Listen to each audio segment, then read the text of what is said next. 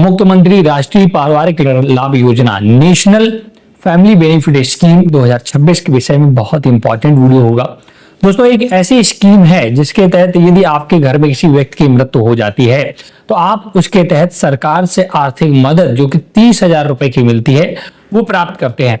ये स्कीम उत्तर प्रदेश सरकार के द्वारा चलाई जाती है उन सभी व्यक्तियों के लिए जो गरीबी रेखा से नीचे जीवन यापन करते हैं, और साथ ही यदि उनकी दुर्घटना या आकस्मिक मृत्यु किसी भी कारण से घर के मुखिया का, जो घर का मुखिया होता है उसकी हो जाती है, तो उनकी आर्थिक सहायता के लिए उत्तर प्रदेश सरकार राष्ट्रीय पारिवारिक लाभ योजना चलाती है, जिसके तहत सीधे मृतक जो भी वारिस होता है या उनकी पत्नी या पति जो भी मृत होता है उसका जो वारिस होता है उसको 30,000 रुपए दिए जाते हैं। तो इस स्कीम के विषय में आज हम चर्चा करने वाले हैं कि उत्तर प्रदेश की मुख्यमंत्री राष्ट्रीय पारिवारिक लाभ योजना क्या है, कैसे आवेदन करना है और कौन लोग इसके पात्र होते हैं। वीडियो बहुत ही इंपॉर्टेंट होगा, तो आपको A to Z जानकारी समझ में आ जाए इसके लिए मैंने एक डिटेल आर्टिकल भी लिखा है। इसके लिए आवेदन कैसे करना है, क्या क्या डॉक्यूमेंट्स लगेंगे, वो सारा उस आर्टिकल में है। तो उस आर्टिकल पर कैसे पहुंचना है पहले वो सीखते हैं।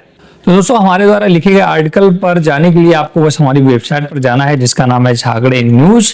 और जैसे झागड़े न्यूज आप लिख करके सर्च करेंगे ना गूगल पर, तो आपको ये वाला हमारा वेबसाइट मिलेगा। इस पर आपको क्लिक करना है।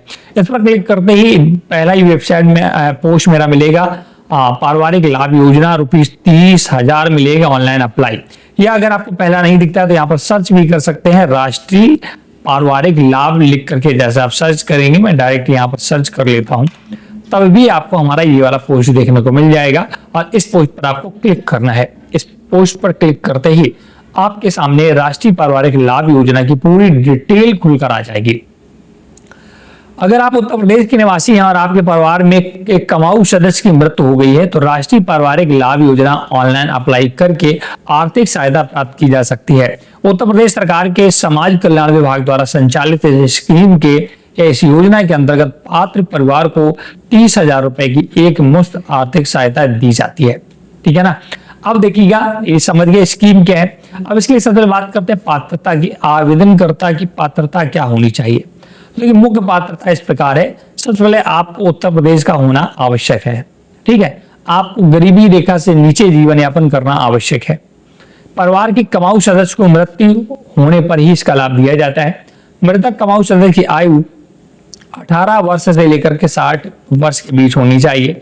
ग्रामीण क्षेत्र में दोस्तों इसकी वार्षिक आय 46,000 रुपए के आसपास और शहरी क्षेत्र में 56,000 के आसपास होनी चाहिए। अगर इससे अधिक आपकी वार्षिक आय है तो फिर इस योजना के लिए पात्र नहीं होंगे। आवेदन के लिए संबंधित दस्तावेज उपलब्ध होने चाहिए। अब इसमें आवेदन कैसे करना है, क्या क्या डॉक्यूमेंट्स लगेंगे वो समझते हैं। सबसे पहले आवेदक का आधार कार्ड। देखिए, अगर किसी कमाऊ व्यक्ति की मृत्यु हो गई है ना तो उसका कोई ना कोई वारिस होगा, तो उसकी बात कर रहे हैं। तो आवेदक का जो आवेदन करेगा उसका आधार कार्ड, मृत्यु प्रमाण पत्र, जिसकी मृत्यु हो चुकी उसका मृत्यु प्रमाण पत्र, आय प्रमाण पत्र, निवास प्रमाण पत्र, मृतक के उम्र में संबंधित प्रमाण पत्र, बैंक पासबुक, परिवार या कुटुंब रजिस्टर की नकल जहां आवश्यक हो, आवेदक की फोटो, मोबाइल नंबर और अन्य मांगे गए दस्तावेज भी जरूरत पड़ सकती है। अब इसका राष्ट्रीय पारिवारिक लाभ योजना ऑनलाइन अप्लाई कैसे करना है, इसकी देख सकते हैं ऑफिशियल वेबसाइट। सबसे पहले ऑफिशियल वेबसाइट पर जाना, ये लिंक दिया गया है। चलिए तो मैं इस लिंक को ओपन करता हूं एक नए टैब पे, और यहाँ पर जैसे टैब पर ओपन करूंगा मैं आ चुका हूँ राष्ट्रीय पारिवारिक लाभ योजना की ऑफिशियल वेबसाइट, जो कि उत्तर प्रदेश सरकार के द्वारा चलाई जाती है। यहाँ से ही दोस्तों आपको नया पंजीकरण करना होता है। देखिए, नया पंजीकरण, नया आवेदन करने के हेतु यहाँ क्लिक करें। यहाँ पर क्लिक करेंगे तो आपको आवेदन करने के लिए पूरा फॉर्म खुलकर आता है और यहीं से आवेदन करना होता है। हालांकि हमारे पास डाटा नहीं है कि आवेदन मैं कैसे करूं।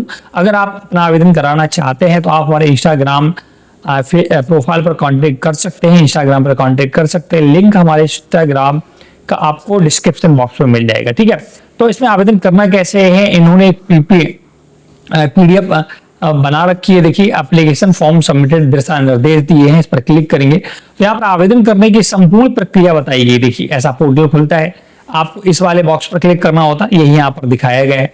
जैसा पर क्लिक करते हैं ना, मैं थोड़ा और जूम कर लेता हूँ, तो ये आपका फॉर्म खुल जाता है। आपको फॉर्म में सारी डिटेल भरनी है, जैसे कि जनपद, निवासी, आपका ग्रामीण क्षेत्र है तो अपना तहसील चुनना होगा, विकासखंड चुनना होगा, ग्राम पंचायत और ग्राम चुनना होगा। आवेदक का नाम यहाँ पर डाल देना है और अगर वो उसका लिंक सिलेक्ट करना है, जन्म तिथि, संबंध क्या था, मोबाइल नंबर डाल देना है। कैप्चा डालकर अब आगे बढ़ेंगे तो आपका आधार का सत्यापन होगा। आपको सबसे पहले आधार कार्ड नंबर डालना होगा, कंसेंट देना होगा, कैप्चा डालकर verify Aadhaar and submit for registration पर क्लिक कर देना होगा। इसके बाद आपके ने जो मोबाइल नंबर डाला उस पर एक OTP आएगा। अब आपको इस बॉक्स में अपना OTP फिलअप करना है और आगे बढ़ना है। OTP बेस्ड आधार सत्यापन जैसे हो जाता है तो अब आपको यहाँ पर OTP और कैप्चा डालकर verify Aadhaar and submit application form पर क्लिक करना है। पंजीकरण संख्या मिल जाएगा। अब आपको एक पंजीकरण संख्या मिल जाएगा। आपको इस पंजीकरण संख्या से इस फॉर्म को प्रिंट करके रख लेना है। इसका पूरा डिटेल ये देख सकते हैं, ये रसीद मिल जाएगी, इसके प्रिंट करके रखिएगा। अब दोस्तों पंजीकरण संख्या मिल गई। अब आपको फिर से लॉगिन करना होगा। इसके लिए पंजीकृत आवेदन लॉगिन पर क्लिक करना होगा। आवेदक का पंजीकरण संख्या, मोबाइल नंबर डालना है, OTP भेजे पर क्लिक करना है, OTP डाल करके आगे बढ़ना है। देख सकते हैं तो अब आपके सामने ये पूरा डैशबोर्ड खुलेगा। यहाँ से दोस्तों पूरा फॉर्म चालू हो जाता है। इसमें आपको डैशबोर्ड मिलेगा, आवेदन कैसे करें, आवेदन संशोधन करें, मृत्यु प्रमाण पत्र सत्यापन, ये सारी डिटेल आपको भरने होंगे। तो सबसे पहले स्टेप 1 पंजीकरण आपका कंप्लीट हो चुका है। स्टेप 2 भी आधार प्रमाणीकरण भी हो चुका है। अब आवेदन आपको करना है स्टेप 3 से। तो इसके लिए देख सकते हैं जैसे आप आवेदन पर क्लिक करेंगे तो ये पूरी डिटेल आपकी खुलकर आ जाती है। ये पूरा डिटेल भरना है, जैसे कि पंजीकरण के अनुसार आवेदक मूल का विवरण, जिसका जो आवेदन कर रहा है उसका मूल विवरण भरना है। इसके बाद बैंक का विवरण भरना है, बैंक खाता वगैरह जिसमें उसका पैसा आना है, पूरा डिटेल भरना है। मृतक का विवरण भी भरना है, जैसे कि उसकी डिटेल भरनी है। इसके बाद फाइनल लॉक के बाद डिटेल में आप बदलाव नहीं कर पाएंगे। तो आपको आवेदन अगर संशोधन करना है कुछ संशोधन करने, नहीं तो बाद में कोई बदलाव नहीं होगा। मृत्यु का सत्यापन करना होगा, मृत्यु प्रमाण पत्र वगैरह डाल करके। आय प्रमाण पत्र का सत्यापन करना होगा, आय प्रमाण पत्र नंबर डाल करके। दस्तावेज अपलोड करने होंगे। अब दस्तावेज अपलोड में फोटो अपलोड है, हस्ताक्षर और मृत्यु प्रमाण पत्र, ये 3 चीजें अपलोड करनी होंगी। और इसके बाद आपको जांच हेतु प्रिंट करें, जांच हेतु एक फॉर्म प्रिंट कर लेना है, देख लेना सब कुछ सही है या कुछ गलत तो नहीं है। और इसके बाद फाइनल सबमिट करके आपको देख फाइनल लॉक एप्लीकेशन आपको फाइनल लॉक कर लेना है। और इस फॉर्म का प्रिंट आउट निकाल करके आपको इससे संबंधित सभी दस्तावेज साथ में लगा करके अपने ब्लॉक में जाकर के जमा करना होता है।